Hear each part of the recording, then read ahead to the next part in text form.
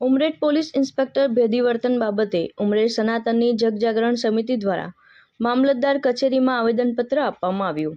ગણેશ વિસર્જન બાબત પત્રકારને સમાચાર ચલાવવા બદલ નોટિસ આપવા બાબત જેવા મુદ્દા સાથે આવેદનપત્ર આપવામાં આવ્યું। ક્રાઇમ દ્વારા નડિયાદને આપવામાં આવી હતી।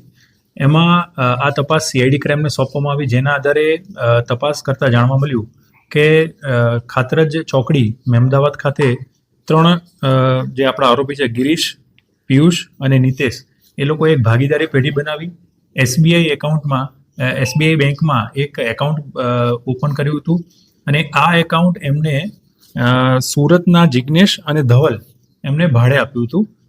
આ જે એકાઉન્ટ છે એસબીઆઈનું, એમાં 1 જુલાઈના રોજ 12 કરોડ કરતાં વધારેના અલગ અલગ વ્યવહારો થયા હતા અને સેમ ડે એ પૈસા એ બેનિફિશિયરી એકાઉન્ટમાં અલગ અલગ એકાઉન્ટમાં જતા રહેતા હતા। આ જે પૈસા હતા એ મુખ્યત્વે જે સાયબર ફ્રોડના જે પૈસા લોકો પાસે ફ્રોડ કરીને જે ખાતામાં જમા કરવામાં આવે છે એ પ્રકારના પૈસા હતા અને એ સિવાય જે નાની રકમ જે હતી એ બધી ગેમિંગની રકમ।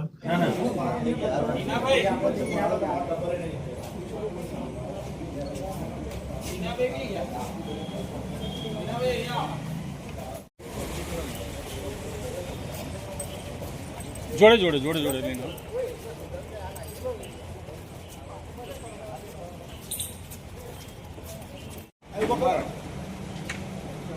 રાખો અહીંયા જ ઉભા રાખો। વર્દીમાં નથી કોઈ